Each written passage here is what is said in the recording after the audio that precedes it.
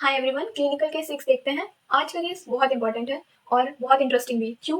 क्योंकि आज के केस में हम सीखेंगे कैसे हम एक डायग्नोसिस बना लेते हैं। सिम्टम्स को देख के कॉमन सिम्टम्स होते हैं, हम डायग्नोसिस बना लेते हैं और हमें लगता है ये सही है, बट एक ट्विस्ट आता है और कहानी वहीं से बदल जाती है। तो जानते हैं क्या है आज का केस। एक 25 year old young women clinic आई। शिकायत थी बार बार यूरिन आना, जलन होना और अब तो बुखार और ठंडी ठंडी कपन भी शुरू हो गई थी। सिम्टम्स 2 दिन से स्टार्ट हुए थे, लेकिन लास्ट 24 आवर्स में कंडीशन थोड़ी सीरियस लग रही थी। यूरिन टेस्ट में निकला पायूरिया यानी पस sales in urine and urine sample को कल्चर के लिए भेज दिया गया। तो ये केस है हमारा, इसको थोड़ा डिवाइड करते हैं। केस से पता चल रहा है कि यहाँ पर यूटीआई की बात हो रही है, क्योंकि फ्रीक्वेंट यूरिनेशन है। Dysuria means dysuria and burning sensation, मतलब कि मिक्सचरेशन के टाइम पे पेन होना। ये सिम्टम्स 2 दिन से थे, मतलब लोअर यूटीआई के चांसेस है। बट गेम चेंज कहाँ हुआ? जब 24 आवर्स में उसे फीवर्स और चिल्स हुए। ऐसा क्यों?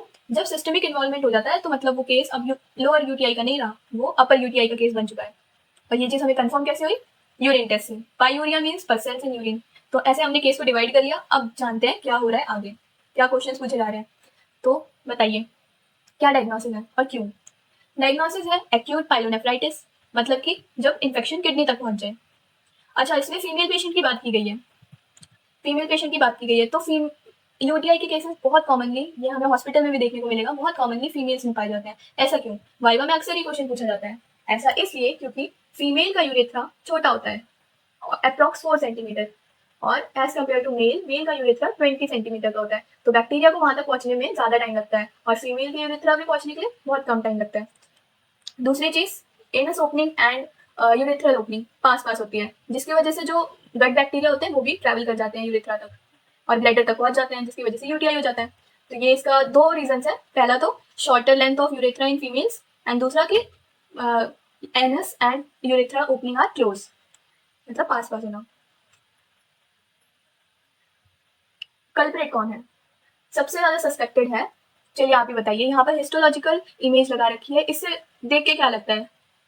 पर्पल कलर के बैक्टीरियाज हैं, जी हाँ, ग्राम नेगेटिव है। रॉड शेप दिख रहा है, हाँ जी रॉड शेप है, मतलब कि ये कौन सा कॉमन गट बैक्टीरिया जो रॉड शेप का होता है। और सबसे पहली बात, ग्राम नेगेटिव सोचते ही आपके दिमाग में कौन सा बैक्टीरिया आना चाहिए? हाँ जी बिल्कुल, ई कोलाई। ई कोलाई का पूरा नाम है इशर्शिया कोलाई। ये ग्राम नेगेटिव बैक्टीरिया है और रॉड शेप के होते हैं। डन। अब नेक्स्ट क्वेश्चन पे मूव करते हैं। और कौन गिनती हो सकता है इकोलाई के अलावा? जो इकोलाई की गैंग में आते हैं, जैसे कि Klebsiella, Pseudomonas, Haemophilus influenzae and Shigella. इन सब पे डाउट जाता है, स्पेशली अगर पेशेंट हॉस्पिटलाइज्ड है या इम्यूनिटी वीक हो। नेक्स्ट क्वेश्चन, ये क्वेश्चन बहुत इंपॉर्टेंट है, इन जनरल भी पता होना चाहिए। सैंपल कलेक्ट कैसे करते हैं? बहुत इंपॉर्टेंट है। तो कैसे कलेक्ट करते हैं? तीन तरीके होते हैं। मेन तो होता है मिड स्ट्रीम क्लीन कैच, इस पर मैं थोड़ी देर में आती हूँ, पहले बाकी दो देख लेते हैं। अगर पेशेंट बेड रिडन हो तो यूरेथ्रल कैथेटराइजेशन यूज किया जाता है, मतलब कि अगर पेशेंट बेड से ज्यादा उठ नहीं पा रहा, चल नहीं पा रहा, तो बेड पे ही है ना, तो उसके लिए कैथेटर यूज किया जाता है। नेक्स्ट, बेबीज के केस में यूरोबैग यूज किया जाता है, बट इसमें कैच क्या है?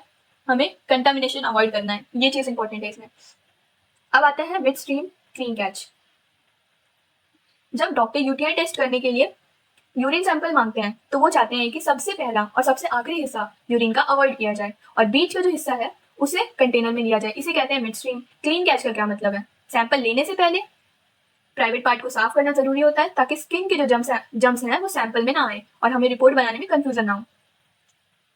तो सिंपल है, मिड स्ट्रीम क्लीन कैच मतलब है कि डॉक्टर ये सजेस्ट करेंगे पेशेंट को सबसे पहले अपने प्राइवेट पार्ट को क्लीन कर ले अच्छे से, फिर जो कंटेनर दिया है सबसे पहले जो यूरिन आता है उसे टॉयलेट में जाने दे, फिर जो बेड में आएगा उसे कंटेनर में लेना है, half of the container, and then rest of the urine will pass into the toilet.